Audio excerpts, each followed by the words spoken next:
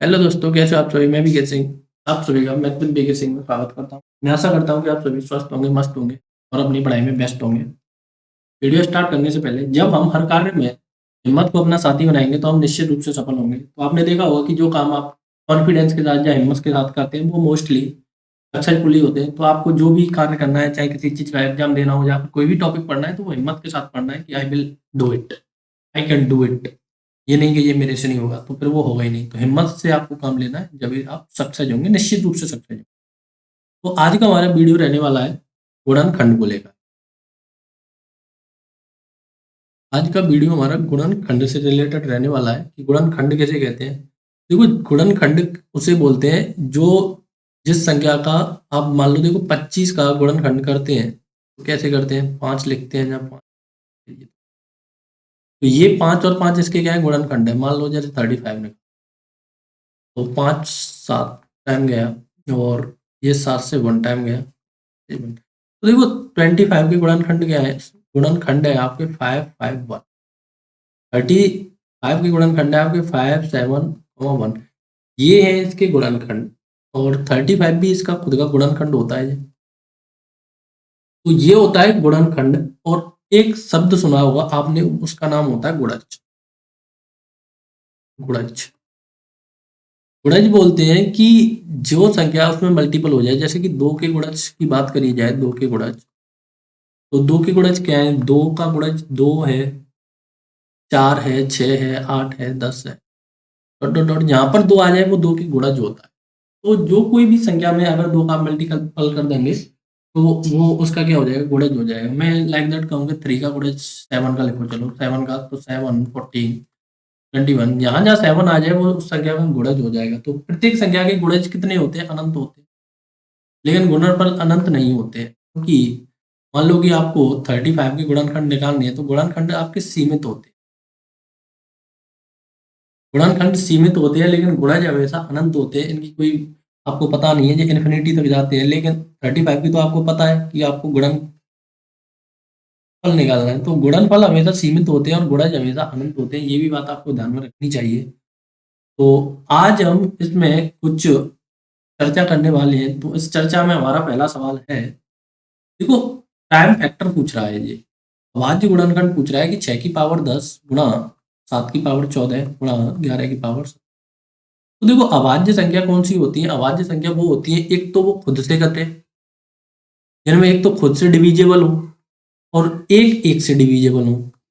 स्वयं और खुद से डिविजिबल हो तो उन्हें बोलते हैं प्राइम नंबर या फिर प्राइम संख्या। तो यहाँ पर प्राइम संख्या में अब मेरे को ये फैक्टर तोड़ना है, तो कैसे तोड़ेंगे आप देखो, 6 का प्राइम में कैसे तोड़ेंगे, 3 इंटू 2 का पावर 10।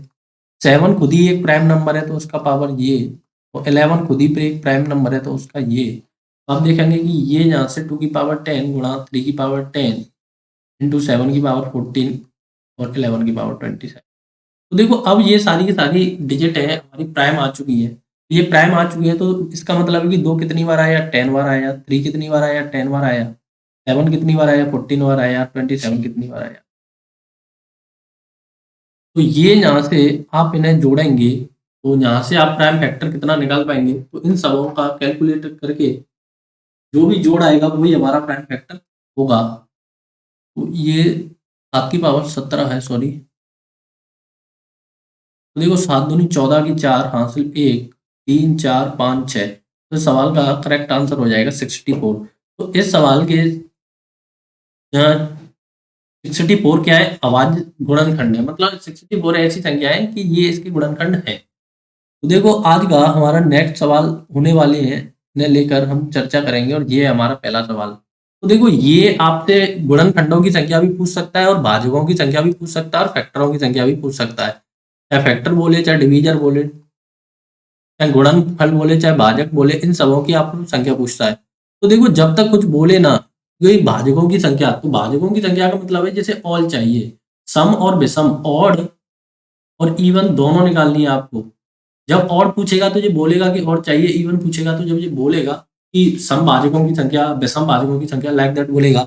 लेकिन डायरेक्ट बोल दे कि भाजकों की संख्या निकाल दी है, तो आपको बस क्या करना है, इसके पूरे के पूरे भाजक निकालने हैं या फिर गुणनखंड निकालने हैं। तो भाजक का मतलब होता है कि 8 में किस-किस संख्या का भाग जा रहा है वो इसका भाजक होगा। तो देखो मैं 8 को लिखूँ तो देखो 8 में 1 से 8 डिविजिबल है, 2 से है, 4 से है, 5 से नहीं है, 6 से नहीं है, 8 से है। तो ये हो गया इसका क्या, भाजकों की संख्या। तो इसके भाजकों की संख्या कितनी हो गई? भाजकों की संख्या हो गई इसकी 4। भाजकों की संख्या क्या होगी इसकी? 4 हो गई। तो ये हो गया इसका करेक्ट आंसर। लेकिन होता क्या है कि ये सवाल हो जाते हैं छोटे, कि 8 का, 10 का, 15 का, तो आप आसानी से कैलकुलेट कर लेते हैं, आप तोड़ कर भी कर सकते हैं। लेकिन ये सवाल बड़ा-बड़ा हो जाए तो आप कैसे करेंगे? तो देखो इन सवालों को करने के लिए आपको इसका करना पड़ता है पहले अभाज्य गुणनखंड।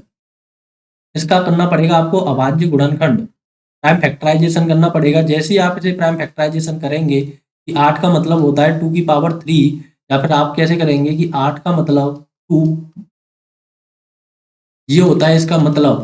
तो आप देखेंगे कि 2 की पावर कितना हो गया? 3 हो गया। लेकिन हमारा नंबर ऑफ फैक्टर पावर से कितना एक अधिक आ रहा है। तो इस कारण हम जब भी टोटल गुणनखंड पूछे, जे जब भी लगेगा जब टोटल पूछे, तो 3 + 1 कर देते हैं, तो इसका वैल्यू 4 हो जाता है। तो इसे आप इस फॉर्म में लिख पाते हैं कि मान लो a की पावर p है और आपसे टोटल पूछा है, टोटल गुणनखंडों की संख्या पूछा है, तो आप क्या कर देते हैं? उसे p+1 कर देते हैं। वो कैसे हुआ? क्योंकि उसमें एक हमें इंक्लूड करना होता है, वो ऐसे हो जाता है। तो देखो नेक्स्ट सवाल आपकी स्क्रीन पर, जहाँ कहीं भी बैठे आप इसे पेन कॉपी उठाकर करने की कोशिश करें। मैं आशा करता हूँ कि आप इसे कर रहे होंगे। तो देखो एक तो है कि 12 का आप प्राइम फैक्टराइजेशन करें आसान सी विधि से, वो है ये। देखो ये छोटी-छोटी संख्या में लग जाती है, लेकिन जैसे ही संख्या बड़ी हो जाएगी तो आप इसे कैलकुलेट नहीं कर पाएँगे। तो ये हो गया आपका, आप फैक्टराइजेशन करेंगे तो ये कितना हो गया इसका? देखो 12 को लिखेंगे आप 2 की पावर 2 गुणा 3 की पावर 1। तो 2 की पावर 2 और 3 की पावर 1 लिखा, तो हमें करना क्या है कि पावर से एक अधिक करना है। तो 2 + 1 हो गया, और मल्टीप्लाई में लेके जाना है क्योंकि ये यहाँ मल्टीप्लाई है, तो 1 + 1 हो गया। तो आप देखेंगे यहाँ से कितना मिला आपको? 2 मिला, यहाँ से कितना मिला? 3 मिला। तो ये आपका प्राइम फैक्टराइजेशन कितना हो गया? 6। तो देखो जब भी आप 12 को डिवाइड करने जाएंगे तो वो कितने संख्याओं से डिवाइड हो जाएगी? वो 6 संख्याओं से डिवाइड हो जाएगी। वो कौन कौन सी 6 संख्या होंगी? आप कहेंगे कि 1 है, 2 है, 3 है, 4 है, 6 है, और खुद स्वयं 12 है। तो देखेंगे 1, 2, 3, 4, 5, 6। तो 6 ऐसी संख्याएं, 6 ऐसे भाजक हैं जिनसे आप 12 को डिवाइड कर सकते हैं। तो आप देखो यहाँ पर तो आसानी से इसे कर पा रहे हैं, लेकिन ये संख्या आगे चल के बड़ी बड़ी होती जाएंगी। तो बस क्या करना है? देखो 2 की पावर कितना है? 2 है, तो उसमें बस 1 ऐड कर देना है। तो मान लो a की पावर p है गुणा b की पावर q है, तो यहाँ क्या हो जाएगा? p+1 multiply q+1। बस पावर में आपको 1 ऐड करके गुणा कर देना है। देखो धीरे धीरे अब लेवल आगे बढ़ाते हैं। देखो अब आपको निकालना है 36 का। अब जैसे जैसे आप आगे जाएंगे तो आप इनका फैक्टर करके जोड़ने में आपको ज़्यादा देरी लगेगी, बजाय इसके प्राइम फैक्टराइजेशन से करने के। तो आप 36 को क्या लिख सकते हैं? 9 × 4 लिख सकते हैं। 9 को क्या लिख सकते हैं आप? 3 की पावर 2 लिख सकते हैं, और 4 को क्या लिख सकते हैं आप? 2 की पावर 2 लिख सकते हैं। लेकिन हमें क्या करना है? पावर में 1 ऐड करके मल्टीप्लाई करना होता है। तो देखो यहाँ से 2 + 1, ये किसका पावर है? 3 का, मल्टीप्लाई 2 का पावर क्या है? 2 + 1। तो आप देखेंगे कि यहाँ से मेरे को 3 मिला और यहाँ से मेरे को 3 मिला। बस पावर ऐड करके गुणा करना है, ये डिनोमिनेटर, इसके बेस से हमें कोई मतलब नहीं है। कि देखो 2 और 3 आपने प्राइम में तोड़ दिया, जैसे ही आप प्राइम में तोड़ देंगे ये जब ही एप्लीकेबल होगा। अगर ये प्राइम नंबर नहीं है तो ये एप्लीकेबल नहीं होगा। तो 3 गुणा 3 करेंगे तो आपके 9 क्या हो जाएंगे? इसके फैक्टर हो जाएंगे। तो भाजकों की संख्या क्या हो जाएगी? फैक्टरों की संख्या क्या हो जाएगी? 9 हो जाएगी। लेकिन अगर आपको निकालना भी पड़े तो कैसे निकालेंगे? देखो 1 है, 2 है, 3 है, 4 है, 6 है, 7 नहीं है, 8 नहीं है, 9 नहीं है, 9 है, 10 नहीं है, 11 नहीं है, 12 है, 13 नहीं है, 14 नहीं है, 15 नहीं है, 16 नहीं है, 17 नहीं है, 18 नहीं है, उसके बाद सीधा 36 है। तो आप गिनेंगे 1, 2, 3, 4, 5, 6, 7, 8, 9। तो ये सारे के सारे फैक्टर कितने हो चुके हैं? आपके 9 हो चुके हैं। 1, 2, 3, 4, 5, 6, 7, 8। एक क्या बच गया? एक बच गया आपका, क्या बच गया? तो ये आपके फैक्टर हो गए 9। तो देखो ये अभी भी छोटी संख्या है तो आप आसानी से निकाल सकते हैं, लेकिन आपको करना कैसे? पहले इसका प्राइम फैक्टर निकालना है, उसके बाद पावर में 1 ऐड करके उसका मल्टीप्लाई करना है। तो इस संख्या का ऐसे आंसर आप जल्दी कैलकुलेट कर पाएंगे, बजाय इस तरीके से। देखो नेक्स्ट सवाल, अब देखो इसमें आप इसको नहीं तोड़ पाएंगे बजाय प्राइम फैक्टराइजेशन के। तो देखो इसका प्राइम फैक्टराइजेशन करने का मैं एक तरीका बता दूं। देखो ये आएंगे, आपको क्या दिख रहा है? 144 दिख रहा है। पीछे आपको क्या दिख रहा है, 10 दिख रहा है। तो देखो जब भी 144 आए आपकी जिंदगी में तो इसे आप क्या लिखते हैं, 12 गुणा 12 लिखते हैं। देखो मैं प्राइम फैक्टराइजेशन कर रहा हूँ तो इसे क्या लिखूंगा मैं, 2 इंटू 5 लिखूंगा। 12 को आप क्या लिखते हैं, 2 की पावर 2 गुणा 3 लिखते हैं कि नहीं। अगर किसी को शंका है तो आप देख सकते हैं, देखो 2 से गया है ये 6 टाइम, 2 से गया है ये 3 टाइम और 3 से गया है ये 1 टाइम। देखो 2 बार आ चुका है और 3 1 बार आ चुका है। तो आप इस बारे को क्या लिखेंगे, 2 की पावर 2 गुणा 3 की पावर 1। इसको क्या लिखेंगे, 2 की पावर 2 गुणा 3 की पावर 1। इसे लिखेंगे आप 2 की पावर 1 और 5 की पावर 1। ठीक, तो आप देखेंगे कि 2 कितनी बार आ चुका है, यहाँ से देखो 2 और 2 और 1। तो अल्टीमेट आपका 2 आ चुका है, 2 की पावर 5। 3 कितनी बार, 1 और 2, 3 आ चुका है आपका 3 की पावर 2 और 5 कितनी बार, 5 की पावर 1, 5 की पावर 1। तो ये आपका होगा प्राइम फैक्टराइजेशन। देखो 2 प्राइम नंबर, 3 प्राइम नंबर और 5 प्राइम नंबर। तो जब भी आपकी प्राइम फैक्टराइजेशन हो जाए तो आपको बस पावर में 1 ऐड कर देना है। पावर में 1 ऐड क्यों कर देना है, इसके लिए बेसिक हमने बता दिया है की पावर 1 प्लस 1। तो आप देखेंगे कि जहाँ से आपको 6 मिला, जहाँ से आपको 3 मिला और जहाँ से आपको 2 मिला, तो इन सबका मल्टीप्लाई करेंगे तो 18 दूनी 36 होता है। तो इस सवाल का करेक्ट आंसर 18 दूनी 36 हो जाएगा। तो ऐसे निकालनी है आपको भाजकों की संख्या या फिर फैक्टरों की संख्या या फिर डिवीजनों की संख्या, सब जो कुछ भी बोले वो निकाल देना है। नेक्स्ट सवाल है 1960 कितने संख्याओं से विभाजित है। देखो विभाजित का मतलब उसके भाजक ही पूछा अल्टीमेट उसने। तो आप देखेंगे कि 196 14 का वर्ग होता है, तो 14 गुणा 14 में से लिख सकता हूँ इसे। 10 बचा है इसके बाद, तो आप 10 को क्या लिखेंगे, 2 मल्टीप्लाई 5 लिखेंगे। तो 14 के अगर आपको फैक्टर करने पड़े तो बड़ी आसान से फैक्टर है कि 2 बार 7 टाइम, 7 से 1 टाइम। यहाँ से मिला आपका 2 की पावर 1 गुणा 7 की पावर 1। यहाँ से मिला आपको 2 की पावर 1 गुणा 7 की पावर 1 गुणा 2 इंटू 5। तो आप देखेंगे कि 2 कितनी बार आ चुका है आपका, 2 3 टाइम आ चुका है, तो 2 की पावर 3। 7 कितनी बार, 2 टाइम आ चुका है, 7 की पावर 2। 5 कितनी बार, 1 टाइम। तो जब आपका प्राइम फैक्टराइजेशन हो चुका है तो बस आपको पावर 1 ऐड करके, देखो 3 में 1 ऐड किया तो 4, 2 में 1 किया तो 3 और 1 में 1 किया तो 2। तो ये आ गया आपका यहाँ से 12 दूनी 24, 24। तो इसके भाजकों की संख्या कितनी हो गई, यहाँ से आपकी 24 हो गई। देखो अब मुद्दा आता है कि आपको विषम भाजक कैसे निकालें और समभाजक कैसे निकालें। जब तक ये विषम ना बोले और ना बोले तो आपको नहीं निकालना है, या फिर विषम बोलेगा तो विषम निकालने, तो विषम बोलेगा, सम बोले तो सम निकालने। लेकिन जब तक कुछ ना बोले तो आपको टोटल नंबर ऑफ फैक्टर निकालने होते हैं। तो देखो विषम भाजकों की संख्या आप कैसे निकालेंगे, देखो मैं 8 के फैक्टर करने जाऊं तो 1 2 4 और क्या होता है आपका 8। तो देखो इसमें पूरे में विषम कितना डिजिट आ रहा है, तो आप कहेंगे कि जी 1 एक विषम है, तो 8 का एक ही भाजक है विषम, वो है 1।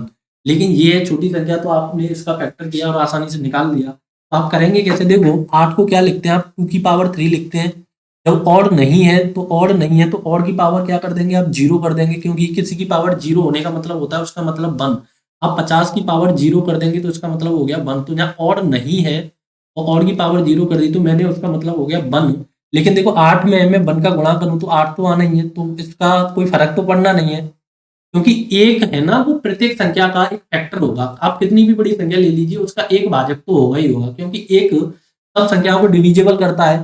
तो यहाँ से आप देखेंगे कि 8 का पावर ऑड है, ऑड की पावर 0 मैंने कर दिया, तो इसका 0 0 में मैं एक जोड़ दूं तो इसका फैक्टर हो जाएगा 1। क्योंकि आपको पता है कि जैसे आप प्राइम नंबर पे पहुंच जाते हैं तो पावर में आप एक जोड़ देते हैं, तो यहाँ से आपका फैक्टर आ गया 1। तो विषम भाजकों की संख्या कितनी आई, यहाँ से विषम की आई 1। मैं आशा करता हूँ कि आप समझ पा रहे होंगे, लेकिन इस सवाल में आपके सारे के सारे डाउट क्लियर हो जाएंगे। यहाँ पर फिर से आपको विषम भाजकों की संख्या निकालनी है, विषम भाजकों की संख्या, या फिर ये विषम गुणनखंडों की संख्या भी आपसे पूछ सकता है, विषम भाजकों की संख्या। तो आप 24 को क्या लिखते हैं, 8 मल्टीप्लाई 3 लिखते हैं।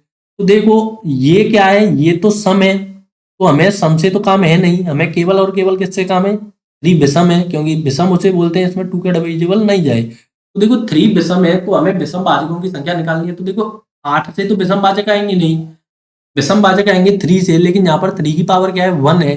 जब आपका हमारा प्राइम फैक्टराइजेशन हो जाता है, अभाज्य गुणनखंड हो जाता है, तो हम पावर में क्या ऐड कर देते हैं, 1 ऐड करके वही उसका भाजक हो जाता है। तो इसकी विषम भाजकों की संख्या करेक्ट आंसर हो गया आपका हो गया ये 2। लेकिन मैं आपको इस छोटे से सवाल में बताने की भी कोशिश करूं, देखो 1 से 24, 2 3 4 6, 12 और 24 ये है इसके फैक्टर। तो आप देखेंगे कि एक तो ये है इसमें विषम और एक ये है इसमें विषम, इसके अलावा सारी की सारी संख्या सम है।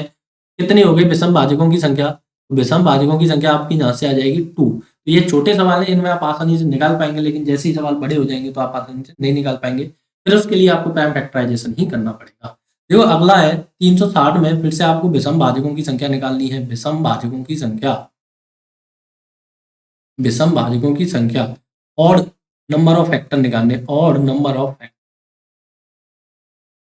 तो कैसे निकालेंगे? देखो 360 को आप क्या लिखते हैं, बस पहले आपको ये देखना है, इसे आप लिख सकते हैं 9 इंटू 4, 9 चौक 36 होता है, और इसे लिखेंगे, बाद में बचा 10, 10 को लिखेंगे आप 2 मल्टीप्लाई 5। देखो अब मेरे को इन दो से कोई काम नहीं है, 2 से और 6, 2 से और 4 से मेरे को कोई काम नहीं है, क्योंकि ये सम है, मेरे को निकालनी क्या है? विषम भाजकों की संख्या।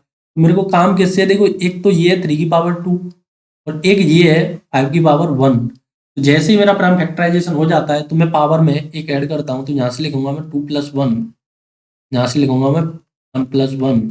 तो आपकी पावर हो गई 3 मल्टीप्लाई 2, 3 मल्टीप्लाई 2, तो इसके कितने हो गए? 6 हो गए। अगर जब भी आप कभी फ्री टाइम मिले तो 360 का आप फैक्टर करके चेक भी कर सकते हैं कि इसका कितना आ रहा है कि नहीं आ रहा है।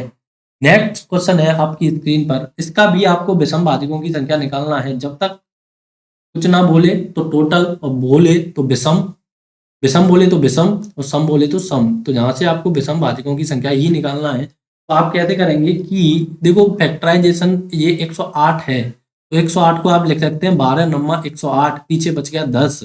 देखो इसे आप क्या लिखेंगे? 2 की पावर 2 गुणा 3, इसे लिखेंगे आप 2 की 3 की पावर 2 गुणा 2 इंटू 5।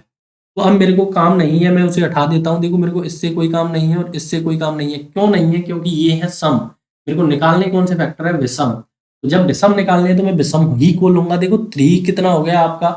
3 हो गया जी। देखो 2 पावर ये, 1 पावर ये, तो 3 की पावर 3 गुणा 5 की पावर 1। अब मेरा हो गया जी प्राइम फैक्टराइजेशन, अभाज्य गुणनखंड हो गया। जैसे ही आपका अभाज्य गुणनखंड हो जाए तो आपको पावर में 1 ऐड करके गुणा करना होता है। तो आप क्या करेंगे? यहाँ से 3 की पावर 4 गुणा 5 की पावर 2, तो अभाज्य गुणनखंड आपके कितने हो जाएंगे? 4 मल्टीप्लाई 2 बराबर 8 हो जाएंगे आपके अभाज्य गुणनखंड। देखो अब नेक्स्ट चलते हैं। अब निकालना है आपको सम गुणनखंड, सम भाजकों की संख्या, इवन, इवन भाजकों की संख्या निकालनी है आपको। तो इवन निकालने के लिए देखो 8 फिर से ये काफी बेसिक से उठाया गया है। 8 देखो बहुत ही छोटा सवाल है। तो देखो 8 को क्या करेंगे आप? 1 2 3, तो नहीं है इसका, सॉरी इरेज हो जा, 4 और 8। तो अब मैं पूछूं आपसे समभाजकों की संख्या, तो आप समभाजकों की संख्या कितनी बताएंगे? देखो 8 समय, 4 समय और 2 समय, तो टोटल तो मेरा 4 है। टोटल भाजक कितना है? 4। विषम कितना? 1। और सम कितना होगा फिर? सम होगा मेरा 3, क्योंकि टोटल में से मैं विषम घटा दूं तो मेरा क्या बचेगा? सम बच जाएगा। और आप देख भी सकते हैं समभाजकों की संख्या कितनी है। समभाजकों की संख्या है 3, लेकिन ये आपको ऐसे नहीं करना होता है कि जब भी आपको इवन नंबर ऑफ फैक्टर निकालना हो तो आपको टोटल में से ऑड सब्ट्रैक्ट कर देना है। क्योंकि देखो टोटल निकालना आसान होता है और ऑड निकालना भी आसान होता है, क्योंकि आप देखेंगे कि ऑड नंबर में काफी कम डिजिट होता है, लेकिन इवन में थोड़ा ज्यादा होता है। तो आपको करने क्या होता है? इवन निकालें, जब भी इवन नंबर ऑफ फैक्टर निकालेंगे आप तो टोटल में से ऑड सब्ट्रैक्ट कर देंगे। क्योंकि देखो टोटल क्या होता है? टोटल होता है इवन प्लस ऑड। हम भाजकों की संख्या, विषम भाजकों की संख्या तो आप क्या कहते हैं? टोटल, मतलब कुल भाजक आएंगे यहाँ से। लेकिन जब मैं इवन निकालूं यहाँ से तो कुल में से मैं और को घटा दूं, मेरा ये इवन निकल आएगा। तो अब देखो 360 के आपको निकालना है समभाजकों की संख्या। 360 का आपको निकालना है समभाजकों की संख्या। तो आप कैसे निकालेंगे कि इसका समभाजकों की संख्या निकाली जाए? तो पहले आपको इसका निकालना होता है टोटल। तो देखो 360 का टोटल कैसे निकलेगा? 9 गुणा 4 9 चौक 36, 2 गुणा 5, तो 3 की पावर 2 गुणा 2 की पावर 2 गुणा 2 की पावर 1 गुणा 5 की पावर। तो यहाँ से 2 की पावर, सॉरी 3 की पावर 2, 2 की पावर 3 और 5 की पावर 1। अब यहाँ से मैं टोटल निकालने जाऊं तो टोटल आएगा मेरा, देखो ये हो जाएगा 2 प्लस 1 गुणा 3 प्लस 1 गुणा 1 प्लस 1। तो यहाँ से हो गया आपका 3 मल्टीप्लाई 4 मल्टीप्लाई 2, तो ये आ गया आपका कितना आया यहाँ से 24, तो 24 आ गया जी आपका टोटल। अब मैं यहाँ से ऑड निकालने जाऊं तो आप देखेंगे कि अब मेरे को ये हटा देना है इसमें से। तो ऑड के लिए एक तो ये बचेगा 3 की पावर 2 और 5 की पावर 1। तो मैं यहाँ से ऑड निकालूं, विषम निकालूं, तो आप कहेंगे जी अब मेरा अभाज्य गुणनखंड हो चुका है। तो मैं यहाँ से क्या करूं कि 2 + 1 और गुणा 1 + 1 कर दूं, तो 3 × 2 यहाँ से हो गया 6।